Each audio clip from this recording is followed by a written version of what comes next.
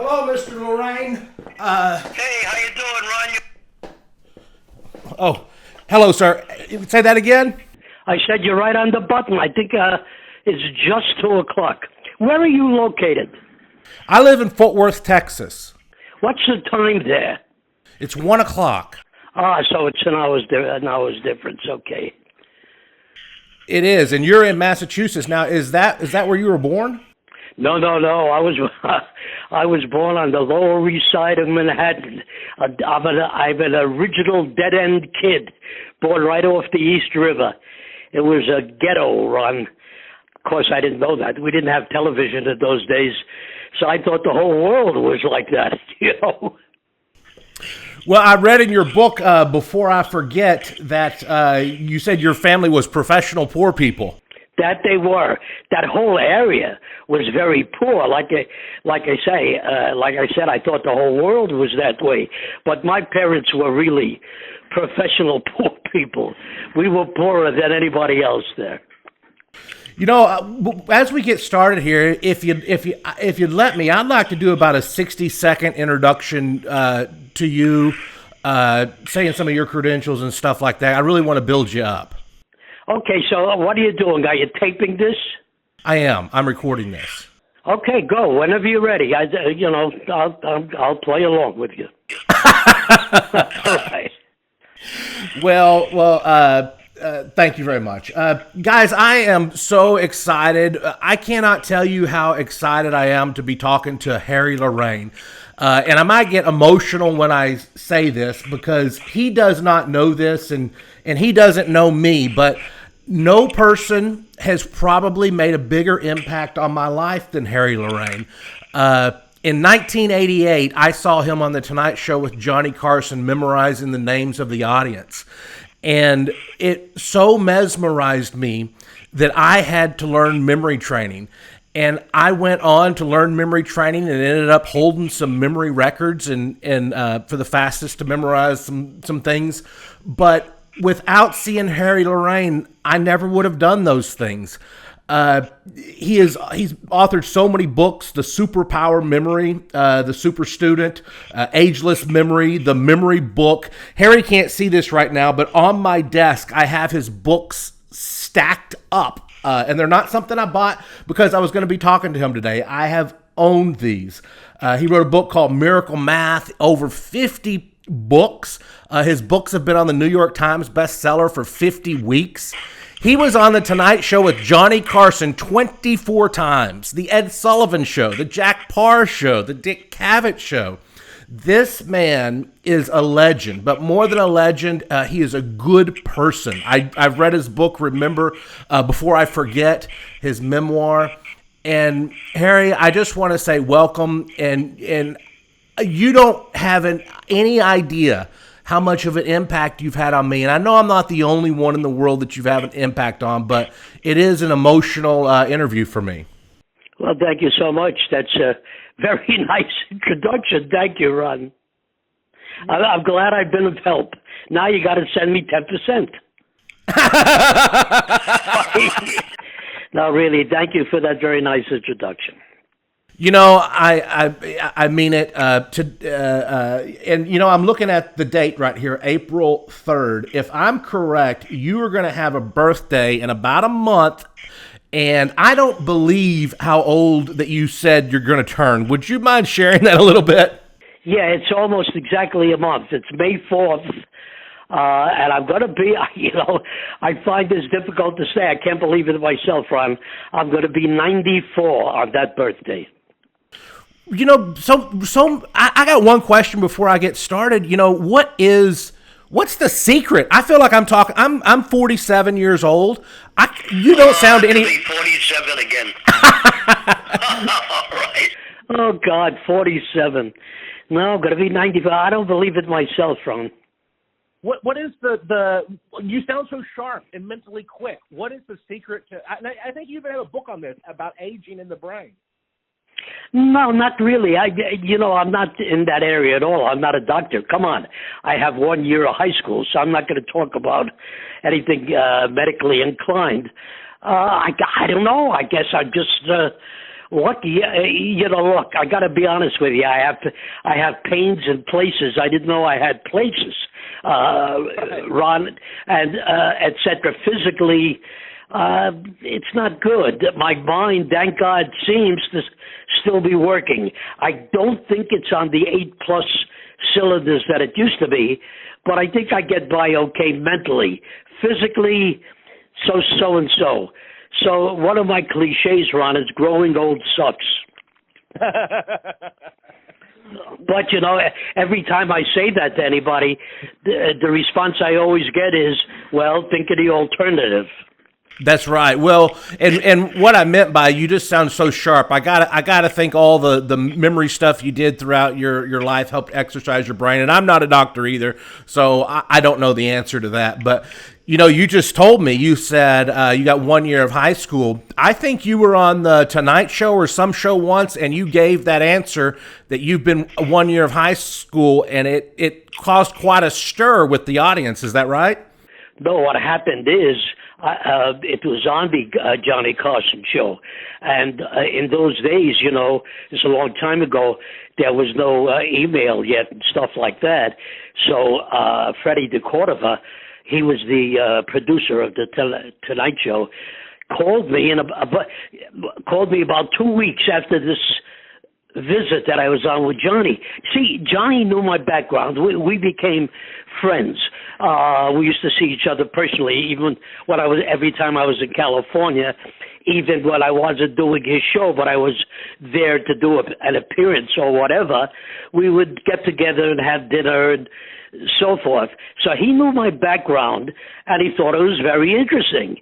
So that's when he asked me that question.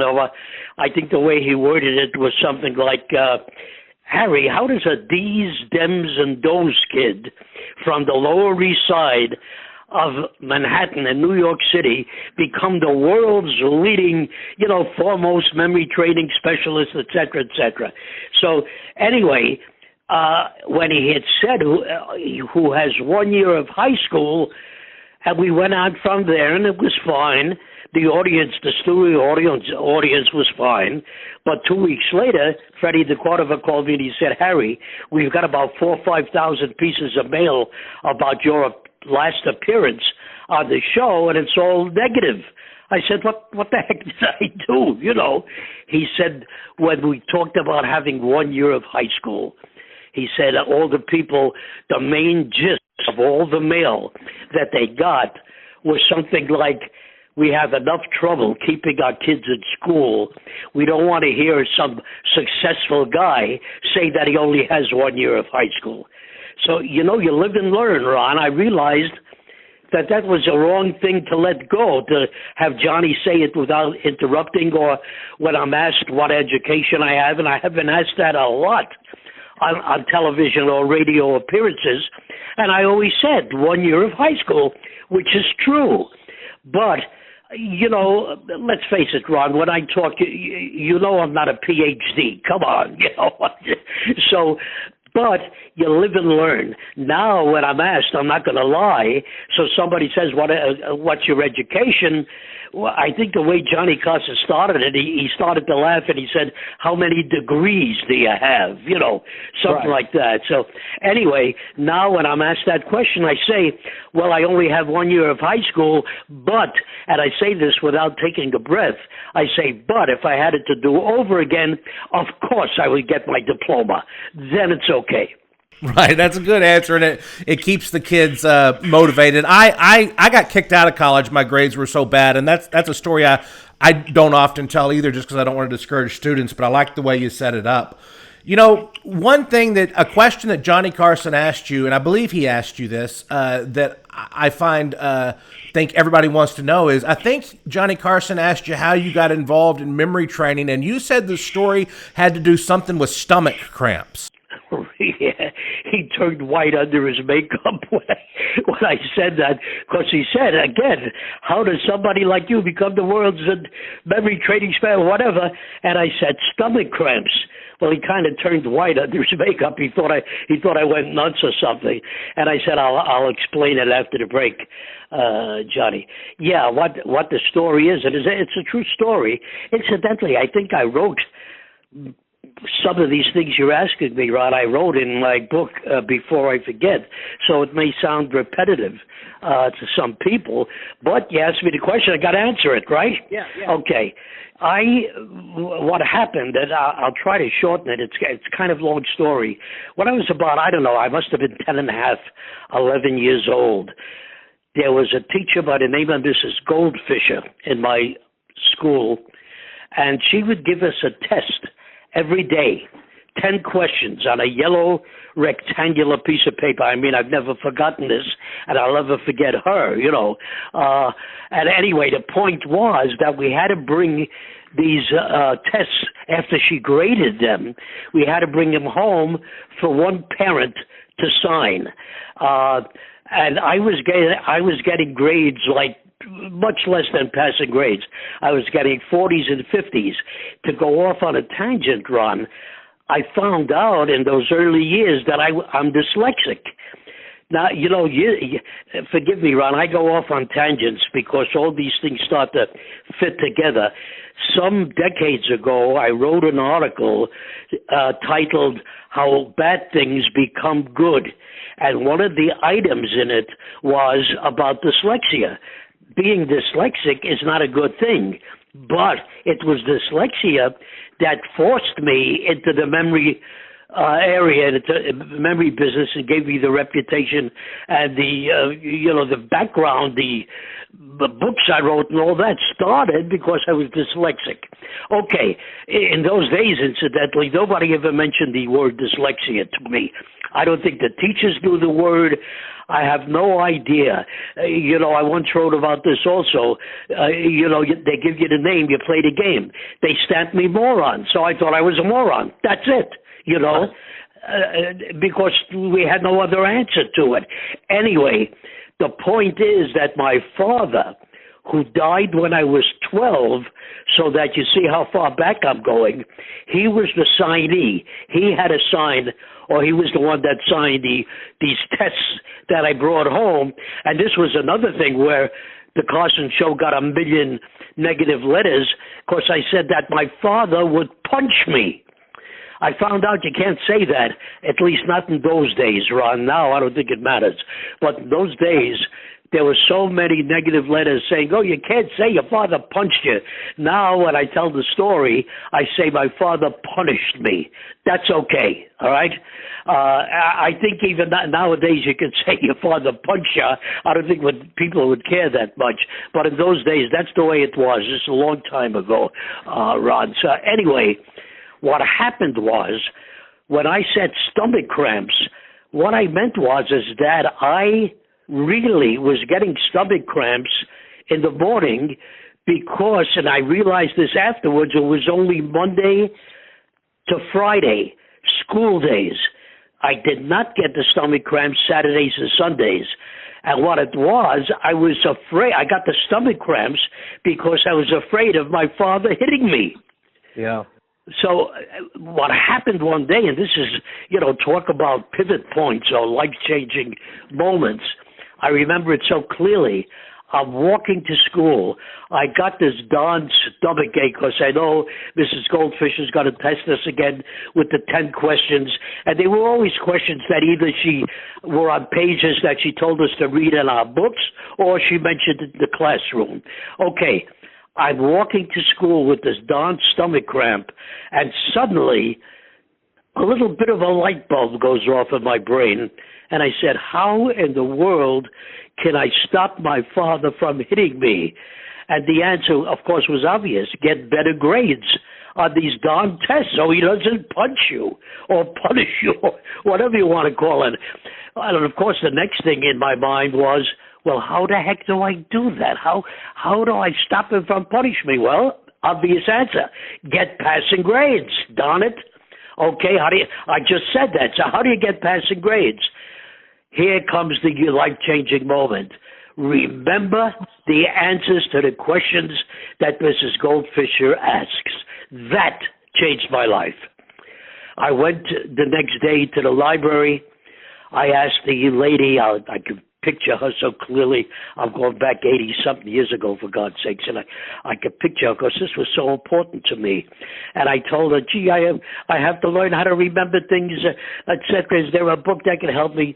Long story short, she walked me to a corner of the library. I think the doorway was covered with cobwebs. I don't think anybody had been in there for decades.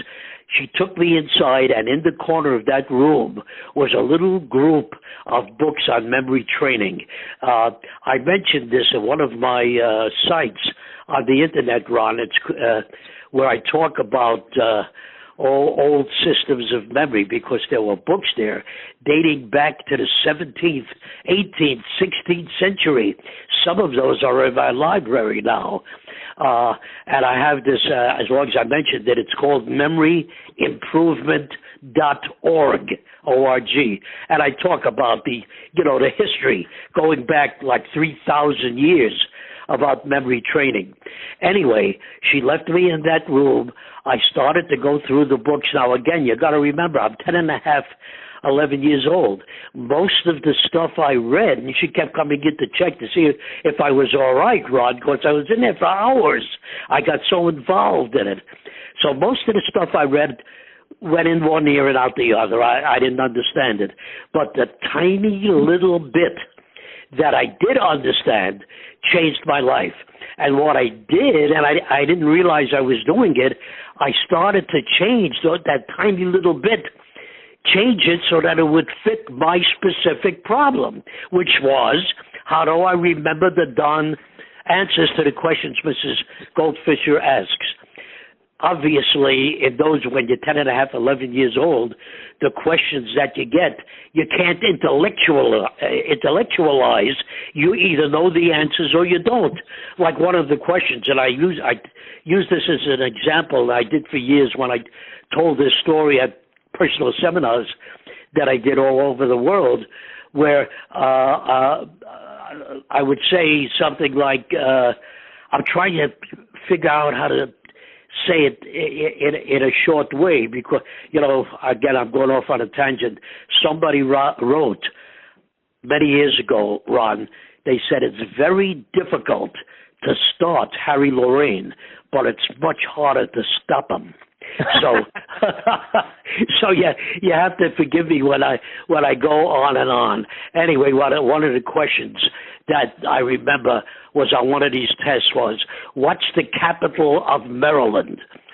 Because a lot of people to this day, they'll say Baltimore, but obviously it's not Baltimore, it's Annapolis is the capital of Maryland. And I just twisted these little things that I learned from all these books from centuries ago, how to help me remember those things. And that's what started it. That's how stomach cramps started the whole thing, to answer your question, Ron, because I wanted to avoid stomach cramps. That was the reason. That was the point at that time of my life of the whole thing.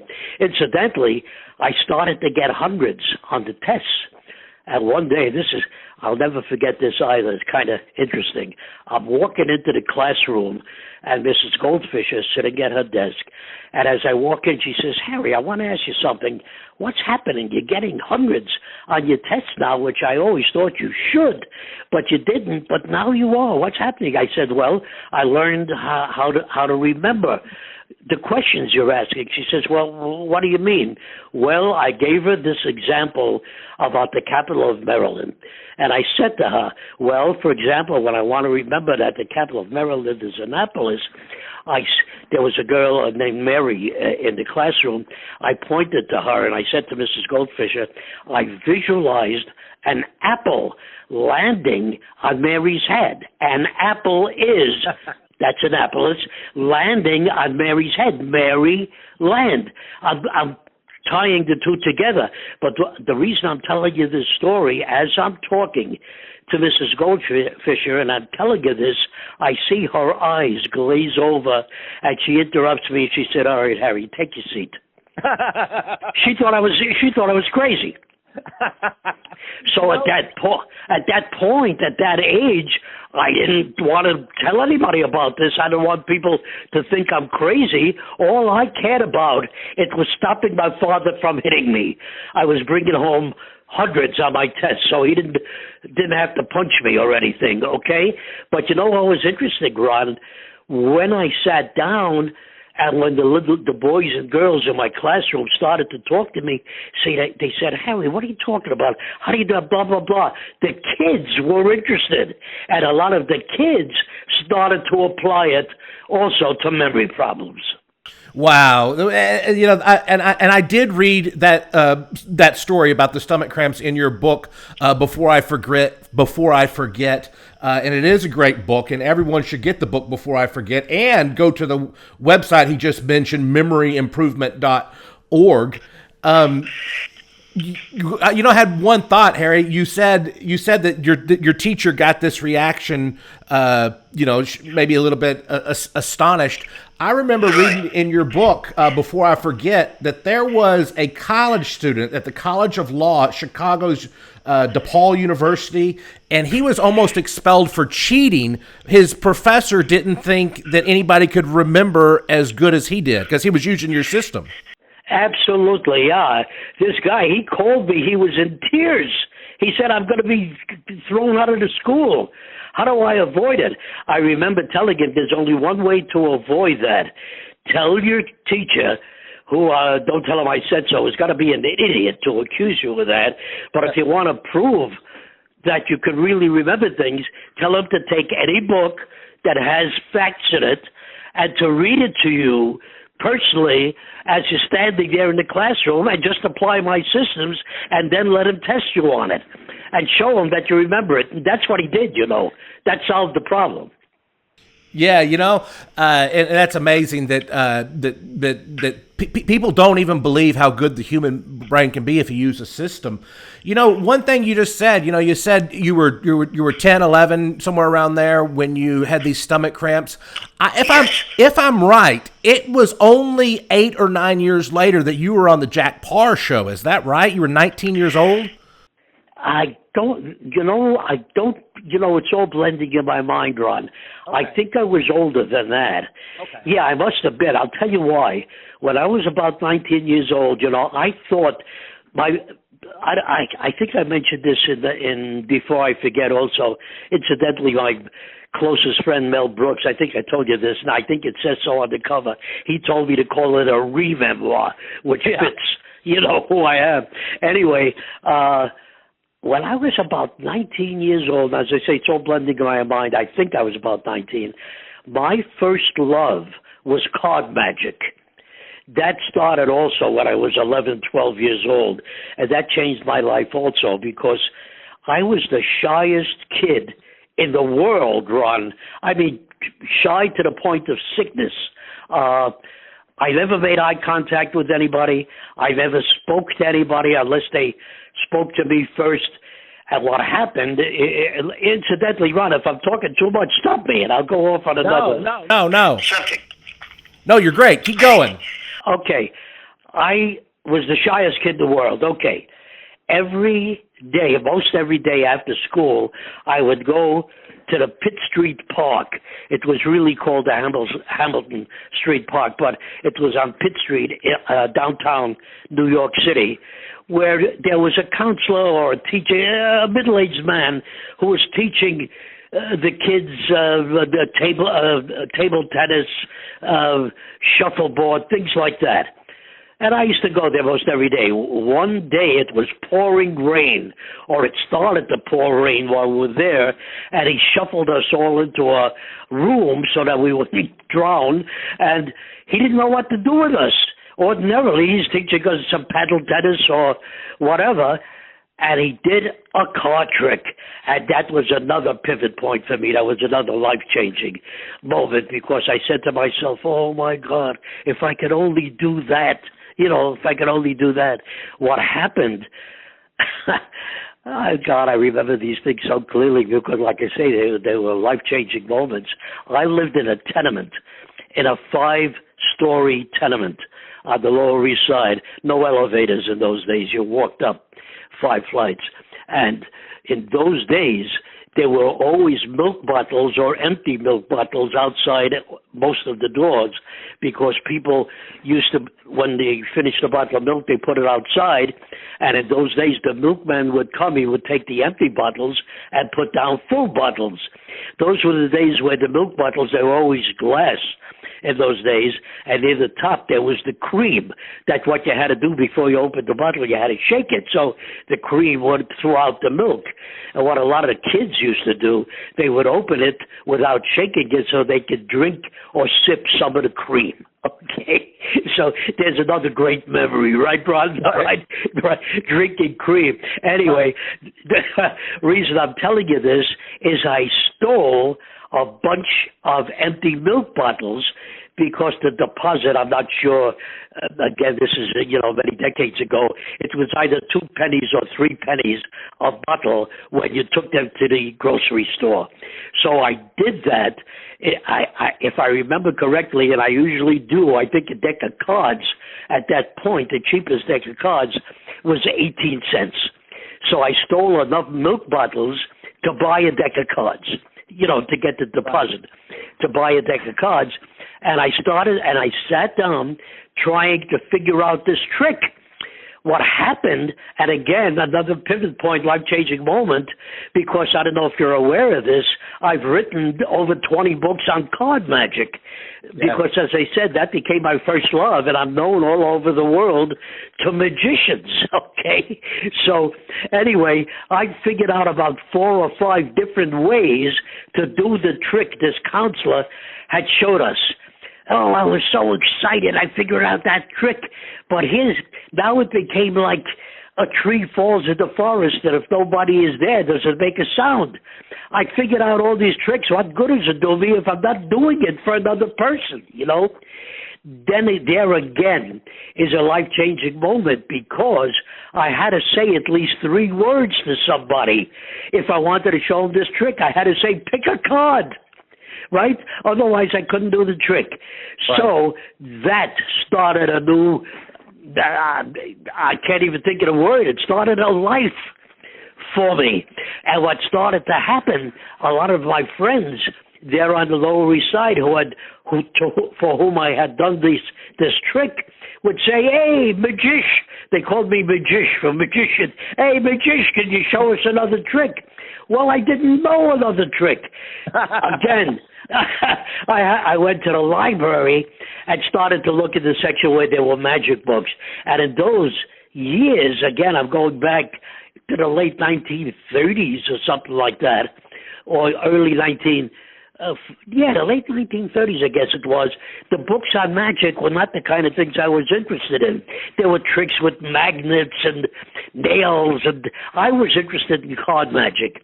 And if I found a book that had a couple of things about card magic, oh my God, Ron, I would smell the pages, They smelled so good to me, and I'd clutch it to my chest and run home with it to read about the trick. Okay, now, why am I telling you this whole story? When you asked me before about being 19 years old, I think when I was 19 years old, around that area, I thought card magic, or just magic generally, was going to be my life, was going to be my career. I got work at a place called Billy Reed's Little Club in New York City, in Manhattan. It was in the 50s, between Park and Lexington, compared to where I came from, a very high-class area. Anyway, I worked there from 11 o'clock at night till about 4 in the morning, doing what we call table magic for anybody that asked. There was a card on everybody's table that said, Lorayne, the master of 10 fingers, something like that, talking about my magic ability. And people would ask for me, and I'd come over and I'd do tricks, and I worked for tips. Okay, that's what I was doing there. I thought, as I say, magic was going to be my life, but I was still interested in memory work. And in those days, I was applying it mostly to cards. And anyway, what changed my life there was an actor, but I think I wrote this before I forget also, so it's going to be very repetitive, Ron, for you if you read the book, which you told me you did. There was an actor by the name of Victor Jory, who was very well known at that time. He played Helen Keller, the blind girl. He played her father in the movie Miracle Worker, in which Annie Bancroft, who became my best friend, she married to Mel Brooks, of course, she and Mel Brooks, Anne Bancroft played Helen Keller's teacher, and she won the Academy Award for that part. That was 1962. Okay? So anyway, Victor Jory was in that movie, and he was, as I say, at that time, very well known. He was kind of interested in magic. He was in New York because he had written a play that he was starring in, that he was a detective that was also interested in magic. It was not a new idea. Orson Welles, who I also met occasionally, was the first one that I know of that had a play with the same plot where he was a detective, chief of detectives or something like that, but was also interested in magic. Okay, Victor Jory came in one day with a friend, and they asked for me to come over, and I would at each table do a standard kind of act. You know, I had a different things in a little briefcase I carried, etc. And I would do these tricks, and I always, of course, what happened, Victor Jory came in about 4 or 5 days later with a different friend, and he wanted me to do what he had, the standard thing that I was doing at each table, which I did, but my kind of ego in those days, I wanted to do at least one other trick that Victor Jory hadn't seen yet. So I would, after I finished my regular basic little act at the table, I would do a trick of Victor Jory. Long story short, he must have come in 12 or 13 times, each time with a different friend, because he said he wanted a friend to see what I was doing. And each time, I wanted to show Victor Jory a different trick. The problem was I started to run out of tricks to show him. A lot of the people that know me, I've written, like I said, 28 or 30 books on the subject. You hand me a deck of cards, I can go on forever because I make it up as I go along. But that's as time went by, not when I was that young. In other words, it was, up to a point. I knew so many tricks and that was it. So again, here comes a plot point. Came to an area where I knew he was going to come back. What the heck do I show Victor? We became on a, first name basis. And I said, what can I show Victor that I haven't shown him yet? And the only thing that came to mind was to do a memory thing with the cards for him. To me, Ron, it was like scratching the bottom of the barrel. All my magician friends, I had shown my memory stuff to. I did it for them. I did it for close friends. I didn't think it was a thing for the public, okay? Well, that changed my life. When he brought another friend in, I did my standard little thing for the friend, and then Victor said, okay, Harry, you're going to show me a different trick? I said, yeah, and I did him everything with cards, and that changed my life. He stood up when I finished the trick. He stood up, started to applaud, and he started to rave. He said, Harry, the things you've done for the last 14 or 15 weeks, your sleight of hand is the best sleight of hand I've ever seen. But what you just did, and he started to rave about the memory thing. That changed my life, obviously. The light bulb went off. I said, oh, my God, I didn't think that it was that good. Or that it would, I didn't think it would impress people that much.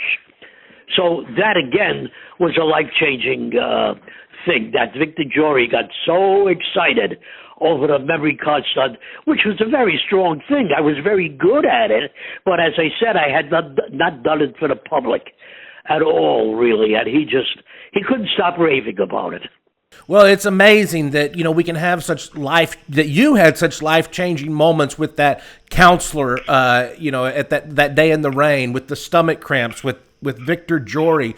And as I think about your life and I've known about your life, but I love the Before I Forget. And in the Before I Forget, I got to find a little bit about your personal life and your beautiful wife, Rene. You and Rene toured for 20 years with an act where you actually used cards on stage, and she helped you do a memory trick with cards. Is that right? Yeah, no. What Rene used to do, I used to carry two blackboards when we did the act.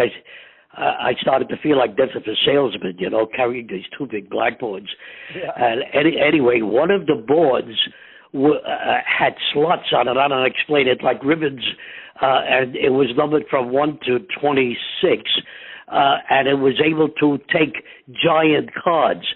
And I'll explain the memory stunt I used to do, Ron. What Rene did, she didn't do any memory work. Right. She would write on the blackboard when I did a stunt called Objects in Hiding Places, where I'd have the audience, the blackboard was numbered from 1 to 15 in squares or little rectangular boxes numbered from 1 to 15, and I told the audience to call any object at any hiding place and to make it as ridiculous as possible. They didn't know that the more ridiculous it was, the easier it was for me to remember it, But I thought, and another point here, when I was very young, Ron, I wanted to be like Danny Kaye. I don't know if you know who Danny Kaye was now, if the young people nowadays know Danny Kaye. He was a great performer, singer, dancer, actor, joke teller. He was an amazing guy, and I wanted to be like Danny Kaye. But I found out that I can't sing, I can't dance, I can't tell jokes. So I couldn't do that. But fortunately, Ron, I'm a pretty good ad-lib guy. And one of the reasons for this Objects in Hiding Place, aside from showing the memory, because I told the audience to call the numbers from 1 to 15 haphazardly and shout out any object in any hiding place, I would get 1 or 2 or maybe 5 laughs as the people call these. Like, for example, somebody called number 12, Elizabeth Taylor, hidden under my bed. And as Rene was writing it, I would say, that's not ridiculous. That's wishful thinking. And would get a big laugh. Things like that. So ad lib, I'm pretty good. Okay, so that's what Rene did. She would write on the blackboard. And when it came to the cards, all right, let me explain the card demonstration that I did. These two that I'm telling you, I stopped doing after 20 years, where Rene and I traveled all over the world doing the act. When she finally said to me one day, she said, "Hon, I don't want to ever say good evening, ladies and gentlemen again." Because that's what she used to do. She was always introduced first, and she'd say, "Good evening, ladies and gentlemen," and she'd introduce me. So she said, "I don't want to ever say that again." She thought it was time for us to have a child. I was in my very early 40s. She was in her late 30s. She said, "It's time." And that's what happened afterwards when she quit. We had a child. But that's another story, okay? That's my son Robert, who I can't believe is 52 years old now. And he lives about a block away from me here in Newburyport, Massachusetts. And I go there 2-3 times a week for dinner, and I don't know what I would do without them. He and his wife and my adorable little granddaughter, who's going to be 8 years old. I can't believe my son is 52. Anyway, so what happened? What was I telling you? God, I was telling the card the Don card trick, which was very strong and very good. I had a giant deck of cards. I would call up, don't forget, I already knew the names of everybody in the audience. I said, "Is there somebody here who knows a little bit about cards could help me?" So a lot of hands went up. And I'd say, "Okay, Mr. Smith, would you come up, please?" I gave him the deck of cards. I said, "While I'm talking, can you please shuffle those the best you can?" And then I said, "I need 4 other people." Again, long story short, I got 4 people. I called them by name. I had them stand behind me. Then I said to Mr. Smith, who was shuffling the cards, I said, would you square them and let me cut them about in half? And with a giant deck of cards, I'm pretty good with cards anyway, but I was able to cut it exactly in half. And I said to him, would you take one half and give it to Mr. Goldberg here behind me on my left, which he did. I said, Mr. Goldberg, would you take out all the clubs and then give the rest of the cards to Mr. Johnson? Mr. Johnson, you take all the hearts. So again, long story short, I had the four people behind me, each take a different suit, clubs, hearts, spades, diamonds. Then I said to Mr. Smith, you've shuffled these cards, right? Okay, here's what I want you to do. I want you to call them off to me at this speed. And I had a snapper, and I would snap it very quickly because I don't like silence on stage. So he called them off pretty quickly, and I said, as you call each card, hand it to Rene, and Rene would put him on this blackboard. I think there may be a picture of that board before I forget, I'm not sure. But anyway, there is. Okay, so those cards were put on the blackboard.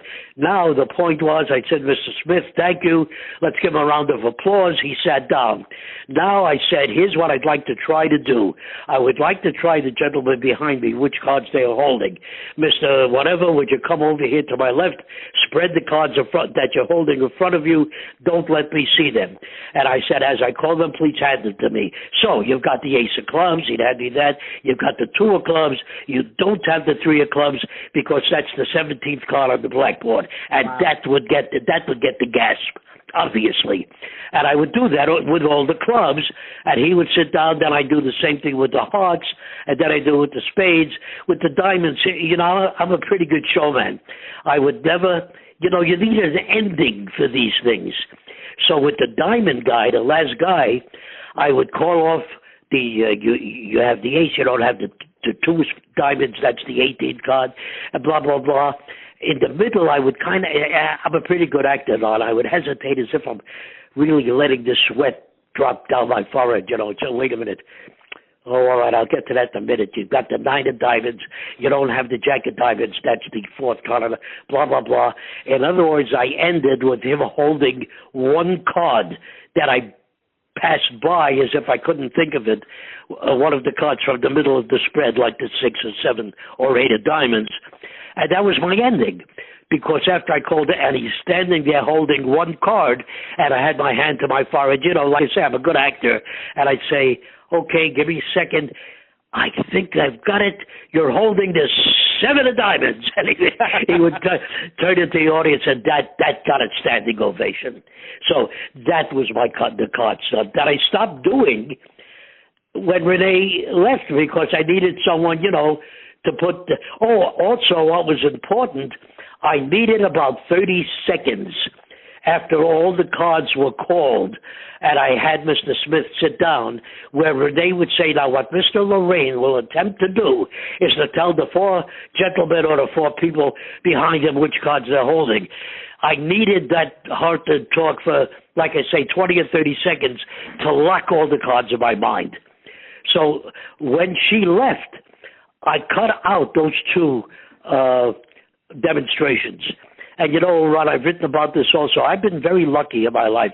I'm knocking wood mentally. What happened, all of a sudden, I didn't have to carry these darn blackboards anymore because I wasn't doing those demonstrations. All of a sudden, I'm going to a seminar that I'm doing or an appearance that I'm doing, just carrying a blackboard. What I used to do when I started to do a magic square as one of my closing things, then I would tell the people who booked me to have a blackboard available. So I never carried anything. I just carried a briefcase. I had a current issue of a magazine that I had memorized in there. I had sheets of paper where I had memorized the Academy Awards and the populations of all the states and things like that. Well, all that I could carry in a briefcase. But what started to happen, Ron, instead of being called an act, I started to be called a speaker. You know, right. And you know what? My price went up. Right. Well, you know what? As I read your book, and I've been a fan of yours and followed you and watched your videos, I've always known what a showman you are. I mean, well, that's basically. You know what happened, Ron? And I'm going to take you out of that picture. I don't know if you don't like what I'm about to tell you, you can delete it, okay? Over the years, since my first book, which was How to Develop a Superpower Memory, and that came out in 1956. Wow. I always kid around and say I was 4 years old, when I wrote it. I mean, 1956, and it's still out there, for God's sakes. And anyway, the reason I'm mentioning it, as time went by, and that book, all of a sudden, I got a $500 advance, Ron, and I was very young, of course, at the time, and I was afraid that if the book didn't sell, I would have to give that $500 back to the publisher. That's what I thought, really. Well, it ended up, the publisher got some guy, his name was Eugene Schwartz, I'll never forget him. He wrote a 3,000-word ad for that book that ran in just about every magazine with over 5,000 publications. It ran all over the world. He wrote all the 3,000 words. I wrote just a heading, how to develop a photographic memory or something like that. And the book sold millions of copies. Incidentally, I'm saying that like the great egotist I am, it sold millions of copies. You ready for this? I was getting a penny a book. And then as the book started to sell and I spoke to people, I said, this is ridiculous, getting a penny a book. I yelled at my publisher, whose name was Frederick Fell. You know what? We doubled it. I ended up getting 2 pennies a book. But anyway, that was my first book. Now, why did I start to tell you this, Ron? What started to happen is so many people started to try to copy me, started to do my act. I used to see people in my audiences with a yellow, a legal pad, taking notes while I spoke.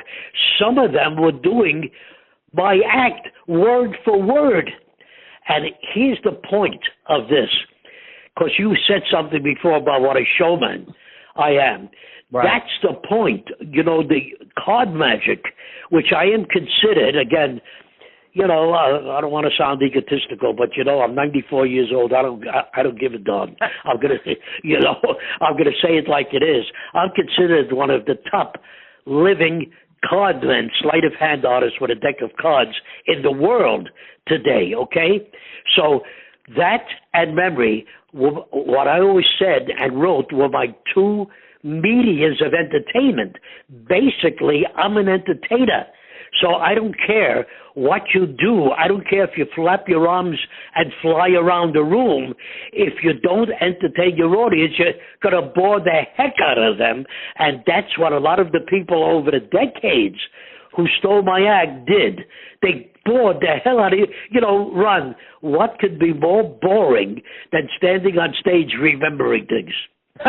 Right? They can steal your act, but they can't steal your personality and your showmanship, and that's why Time Magazine called you the Yoda of memory. They call me the Yoda of memory trading. Yes, that was very nice of them. But yeah, that's it. I'm basically an entertainer. That's really the point here. And obviously, what I call the media, the card magic I do in the memory, I still wanted to be the best I could at it. But if you don't entertain with those things, that's the point. If you don't entertain, nobody's going to care. There are things, look, you live and learn. One of the things that comes to my mind, when I started to do this and I started to become known, I started to remember the names of everybody in my audience, Ron. Yeah, I'm talking about up to 1,000 people. But, I have peripheral vision when I'm working with my eyesight. I also have a peripheral thing in my mind. I can read people's minds. You know what started to happen? I'm calling off. I used to, my managers and agents in the early years, they always said, Harry, what you do, remembering everybody's name, that's an 11 o'clock number. That's something you should close your act with. You should close your appearances. And these are professional people. And I said, no, wrong. If I don't get them at the beginning by remembering all their names, I ain't going to get them at all. Right. Not only that, I want to use their names throughout my act. I want to call everybody by name when somebody raises his hand, I want to say, yeah, Mr. Goldberg, what's your question? I want to use the name. So I couldn't do that if I didn't open with that thing. So they were wrong, I was right. I did that for 100 years, remembering all the names. Well, what I'm trying to tell you, I started to read people's minds. I'm calling off 1,000 names. And when I got to about the 300 or the 400th name, I started to read their minds. They're all saying, okay, we believe you. What else do you do? Okay? Do you see what I mean, Ron? And you know, something I was right. Up to a point, okay, that's very strong. You remember 300-400 names? Great. Go into your next, the next thing you're going to do. What I started to do, like a lot of my appearances were either in a studio audience, like with rows of seats, or it was after dinner with a lot of tables. I started to meet, let's say there were 1,000 people in the audience. I'd meet only 300 or 400, but I'd separate them around the room in a way when I said, with all the people I met, please stand up, it looked like I met the whole audience. You know, it's amazing what you do, and Harry, I have been, Mr. Lorayne, I have been copying that demonstration for 29 years, and when I do copy it, I tell people, I saw Harry Lorayne do this on the Johnny Carson show, so what I'm about to say, I hope that you're good with me giving you the credit because you deserve it, but I also want to say, as a guy who has done that demonstration, I know something about it that the people listening might not know. And here's a distinction, which makes what Mr. Lorayne did much more impressive than the way I do it. The way I do it, I say, Tom, you can sit down. Lisa, you can sit down. Brian, you can sit down. Steve, you can sit down. Mr. Lorayne says it. Mr. Bloomberg, you can sit down. Mr. Fleming, he's doing last names. Names are, first names are easy to prepare for. There's only going to be so many Toms and Bills and Steves and Toms and Lisas and Karens. Am I correct in saying that you did it by last names? That is amazing. Always. The only time, one time, it's funny, the things that come to mind, they all happened decades ago. There was an audience, a regular audience, a lot of different names, but there was one large Smith family, about 18 people, named Smith. So what I did there, I got all their first names because they keep calling Mr. Smith, Mrs. Smith, Miss Smith, etc. To me would have been a bore. So I said, there's about 18 Smiths there, so let's do it this way. Mr. Robert Smith, sit down, Sarah Smith, Sylvia Smith, etc. That's what I use first names. Ordinarily, no, I don't. Unless it's a very odd name or something like that. I once did a thing in England, and I may have written about this also, where it was called, the show was called Just Amazing. It was a copy of a show, I don't know if many people remember it now. There was a pretty popular show here in America called That's Incredible. Yeah. And I did that show a number of times, and in England, they did the same show, but instead of calling it Just Incredible, they called it Just Amazing. And at one point, I was doing the show, and they said, Mr. Lorayne, do you mind if we stack the audience the way we want? I didn't know what they were talking about. I said, I don't care. I mean, people are people. Right. It was a big studio audience with 3 sections, 100 seats in each one. And what they did, in the center section, that was the most difficult for me. In the center section, remember this is many years ago where Princess Diana was still alive, they had found, they told me afterwards, they scored the country to find young girls that looked like Princess Diana, and they dressed them the way Princess Diana used to dress. Oh, man. Yeah, and they all had different last names. So their point was to see if I could remember all their names when they all looked alike. Wow. Yeah. And then in another section, there were twins. Now, you reminded me about that because of first names. With twins, you have to call the first name. So right. I'd say there, there's the Smith family, there's Selma and Sylvia, whatever. So there I did do the first names. And the third section, I don't even know how to explain this, were people with crazy names. One guy's name was Lorry Tires. Lorry is the English word for a truck or whatever. Right. That's what I use for Lori. Oh my gosh, that's so amazing. Yes, keep going. That's it. So they have all crazy names that I can't think of them now. And, I did that. Remembered all those 300 names. The place went crazy when I was finished. Sometimes the things that people are trying to trick you with, trying to upset you with, become very strong for you. I'll give you one last example. When I wrote a book, the memory books, not the magic books, the publisher would send me on a book promotion tour, which they would book. And I would do like 18 cities in 2 weeks, for God's sakes, doing every television show, every radio show, national shows, local shows, whatever. So one time, I'm doing the show, and there were 2 hosts, a man and his wife, I guess. Anyway, a man and a woman were the hosts of the show. And the audience was seated on benches, elevated benches, like, 200 people. And I was being interviewed. I was sitting between this man and woman and being interviewed. It was very nice. And now we came, and they knew I had remembered everybody's name. They wanted me to, to do the names and faces thing. We come to a break, and I'm sitting there, and the man and the woman get up, and they walk to the audience, which was sitting opposite us. And I couldn't hear what they were saying, but while they're talking to him, I see people getting up and changing seats. The whole audience changing seats. And I'm saying, what the heck are these people doing? You know what I did? I picked up my briefcase. My wife used to call it my extra arm. I always carried a briefcase. And I started to walk out. I made sure they saw me walking out. And they ran over to me. Oh, Harry, Mr. Lorayne, where you going?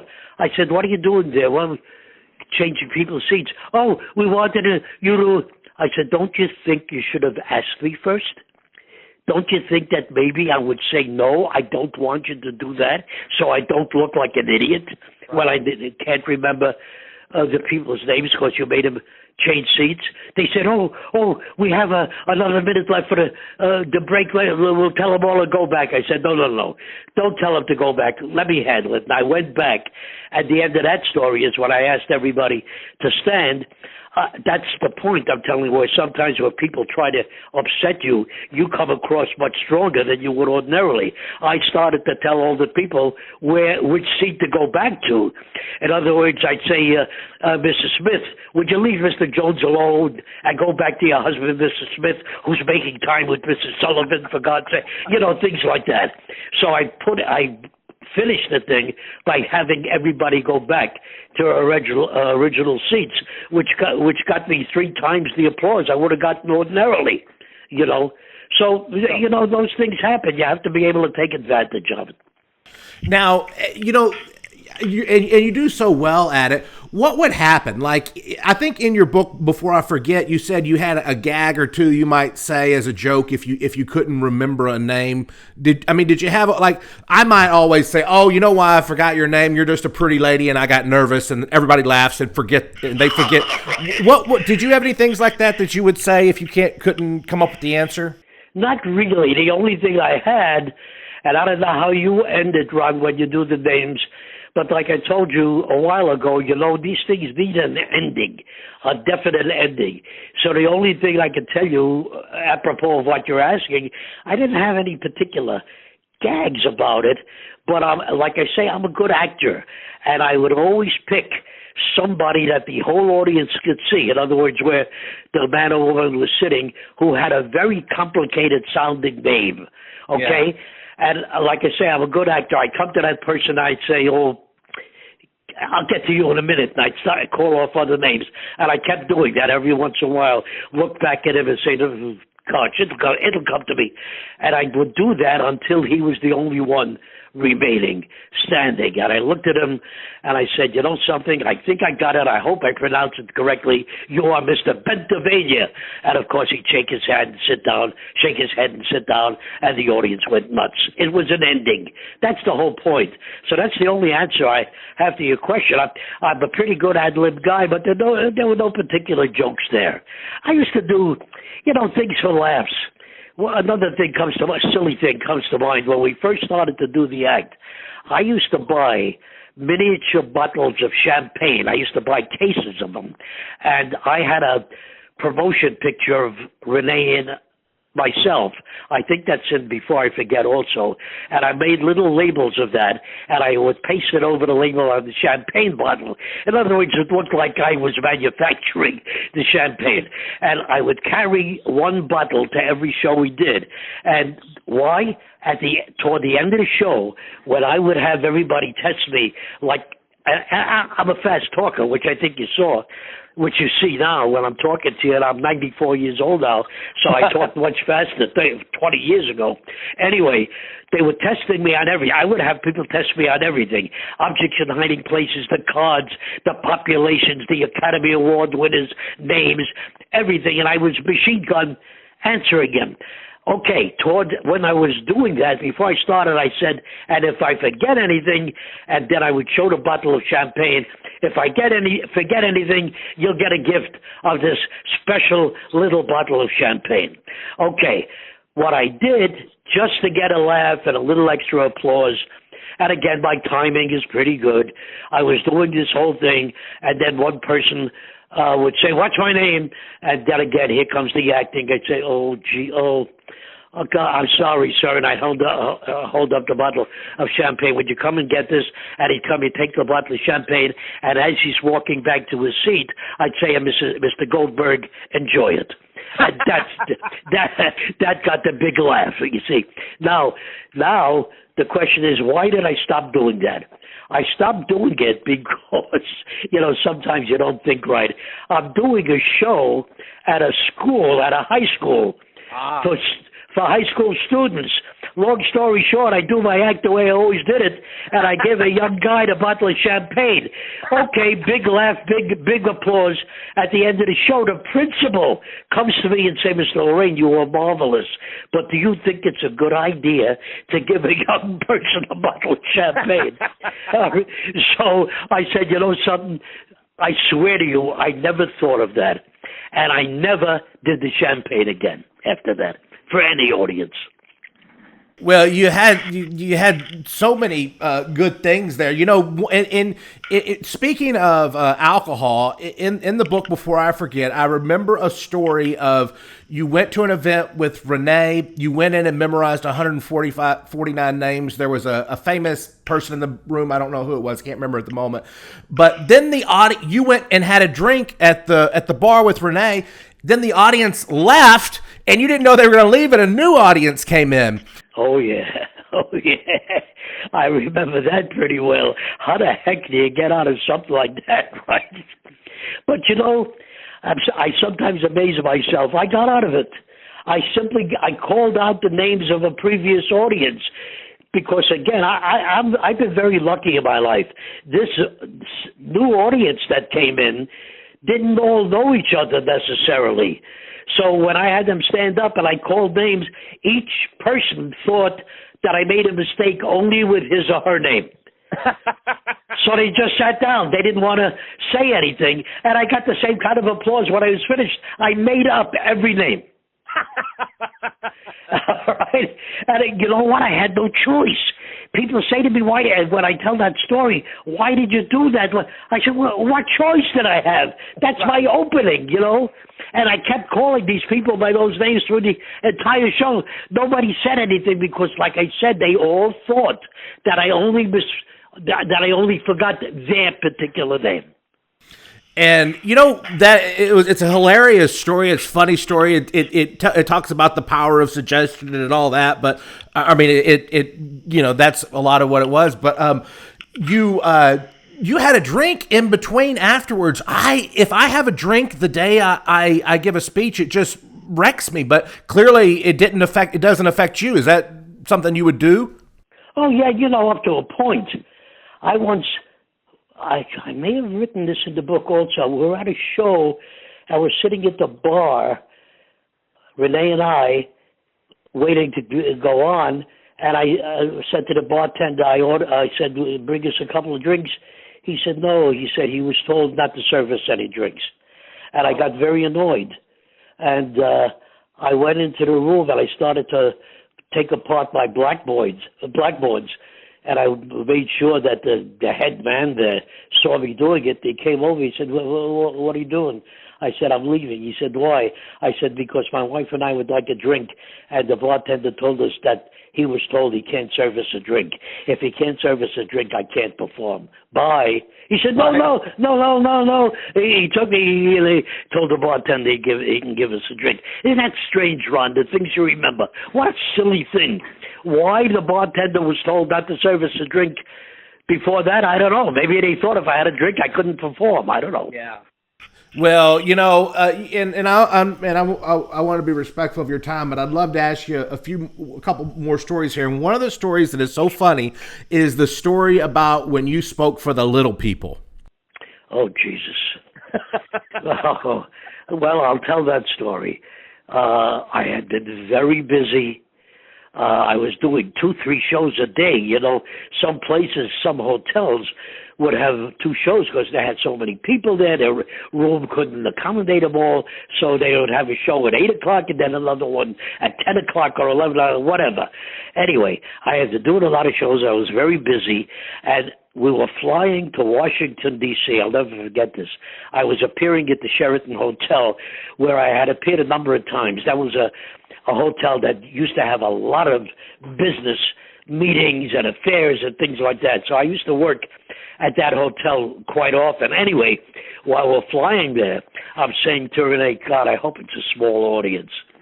Because the smaller the audience, the less I had to work, not only mentally, Ron, but in a lot of places where people are sitting at a dinner, I had to walk all over the room, as time went by, and as I got older, I was getting tired physically, Right. walking around the room. So I kept saying, gee, I hope it's a small audience. And the way we used to work it, when we got to a hotel or any place that we were working, we would check into the hotel. I would go to the room to get some rest, grab a nap, whatever. And Rene would go to the room where we were appearing. This was part of her job when we did the act together. She would check the room. She would make sure the places that the room is situated the way I like it. For example, a lot of these places, they would have a big dance floor in front of the stage and the tables around that because the people would get up and dance usually. Well, I didn't like that. I don't want a big empty space in front of me when I'm working. I like to get close to people. So Rene would see that, and she would talk to whoever was responsible in setting up the room. No, she said, put all the tables, fill up that dance floor. Mr. Lorayne likes the tables close to him, and she would check the sound system, things like that. So anyway, we come to this place. I go up to the room. She does what I just told you. She comes upstairs, and she says, hon, don't worry about it. It's a small audience. Right. That's what gave me the laugh afterwards, because she said, nah, it's a small audience. Okay, we get dressed, etc. After I rest for a while, we go down and we go to the room where I'm appearing, and there's a big sign in front that says, The Little People of America. So that's what it was. It was an audience of midgets. What I don't remember, they had to be below a certain height in order to belong to this organization. So I don't remember if it was 3 feet or 3.5 feet, but it was something like that, and that's what it was called, the Little People of America. And the president at that time, I knew from before this, he was an actor. His name was Billy something. He was a cigar smoker. I remember I used to laugh. I said, a cigar is as long as you're tall, for God's sakes. So anyway, And I think whenever they stood up because of the height of the table, something unique happened, right? Well, what they had done, that's the point, which I'll never forget this. What they had done there is there were like 300 of them, 300 or 400, and what they did, they took out all the regular chairs and got stools, because if these people were sitting in regular chairs, they'd have to pick their hands up to above their head in order to cut their steaks, because they were below table level. So they got stools that brought them up above table level so they could eat normally. In other words, reach down to cut their meat. You know what I mean? So what happened, I met them all. We had a lot of laughs. They kept calling me the giant. I'm 5'6", or I was 5'6", Ron. And we laughed a lot because it's the first time I felt tall, with all these little people. And anyway, the point of the story is, Rene introduces me, I start to talk, and I say after my introduction, with the few people I met, I always said with the few, because that's what got the gasps, Ron. I said with the few people I met stand up, and then of course hundreds of people stood up, in this case the entire audience. I said with the few people I met stand up, they all got up and all went under table level, they all disappeared. All of a sudden, they all went under table level. My wife and I mean, there was a stunned moment of silence, and then a couple of eyes came up above tabletops, and people started to laugh. And somebody yelled out, "That's the best trick we ever saw. You made 400 people disappear." So they all moved around to the front of their tables where they could see it, and we went into the rest of the act. But that's what happened. 400 people disappeared. Oh, gosh. Amazing. It's hilarious. It's funny. And you have, you've been on the Johnny Carson show 24 times, the Ed Sullivan show, the Jack Parr show, Dick Cavett, Mel Brooks was your friend. It's an amazing life. There was one thing, and it's not about memory, it's about visualization, though. You started smoking at the age of 8. And you stopped smoking because of visualization. I think that story could help a lot of people. Well, yeah, what happened was, oh God, I started smoking, like you said, when I was 8 years old.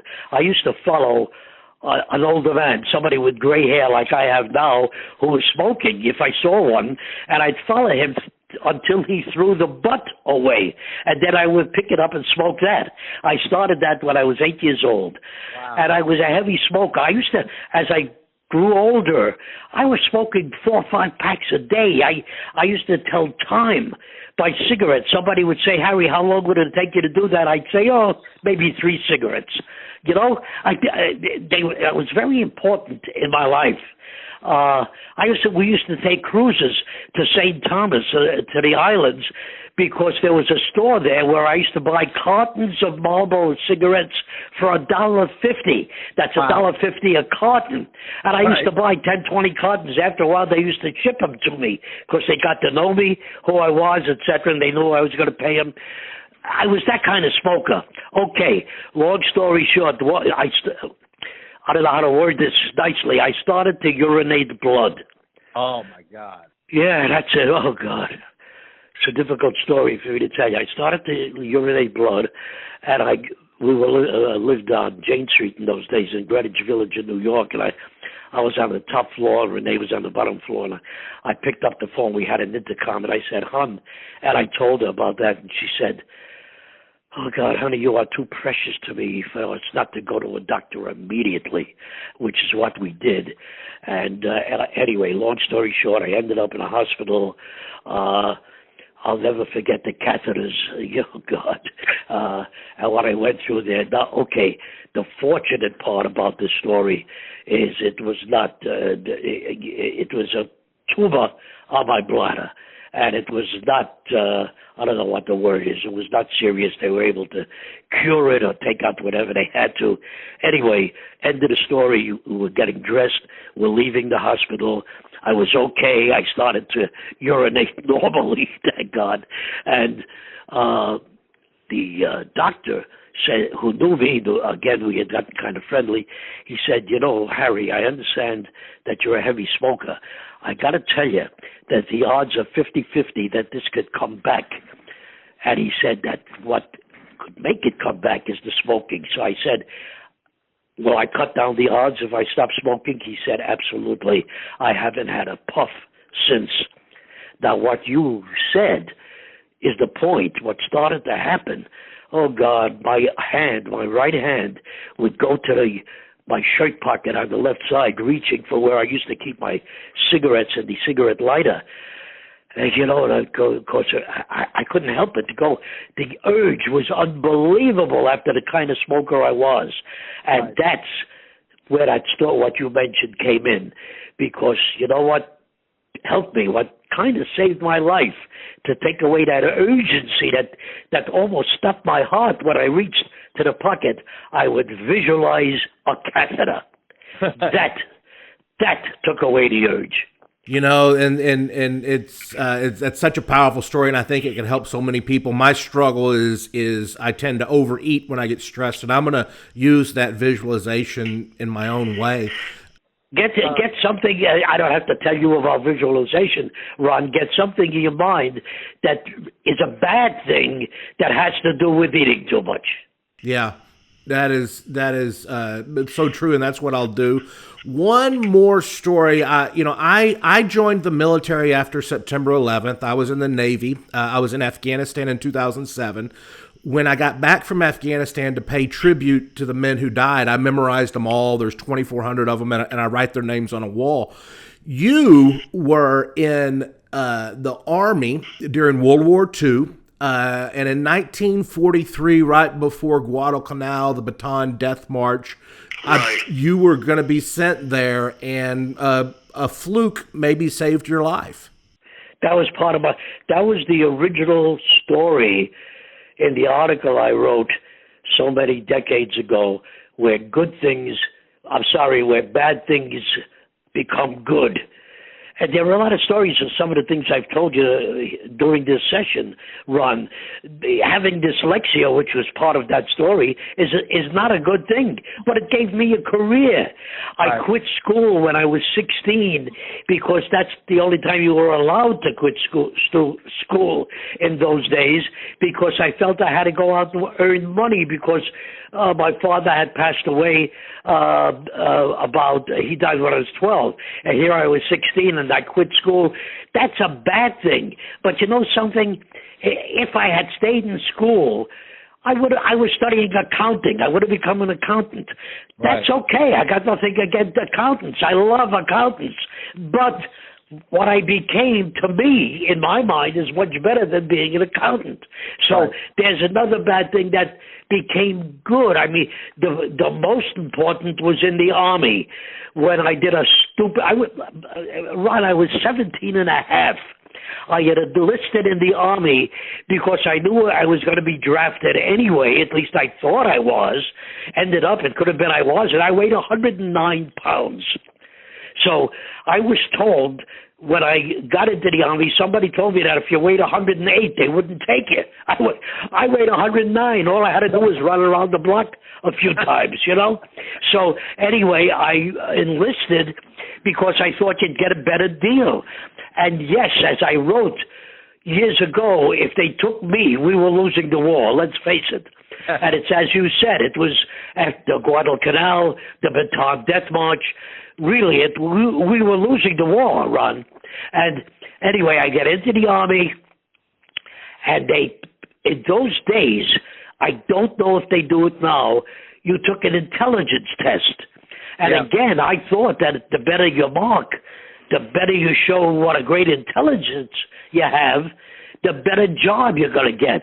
Again, I was entirely wrong, because I got a very high intelligence grade, and what happened, they put me in an outfit called the IRTC, which stands for Infantry Replacement Training Center. The point is that you had to be intelligent in order to learn all the things that an infantryman had to know and learn.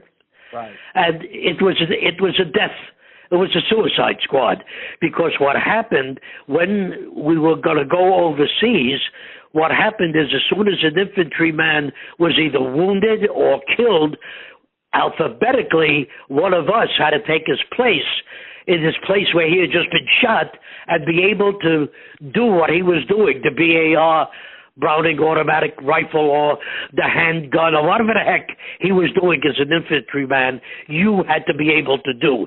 That's where the intelligence came in. And then I got lucky, if that's the question you're asking, Ron. Yeah. I got lucky by doing a stupid thing. We used to do 20-mile marches, 20-mile hikes, and they would test our canteens of water. The point being, we were supposed to be able to do this couple of hours long hike without drinking, because maybe we were going to be shipped to a hot weather area or whatever. Anyway, one day we're doing one of these hikes and I see a little pool of water, and I said, this great Lower East Side brain says to myself, I don't have to load, because they used to examine our canteens after the march.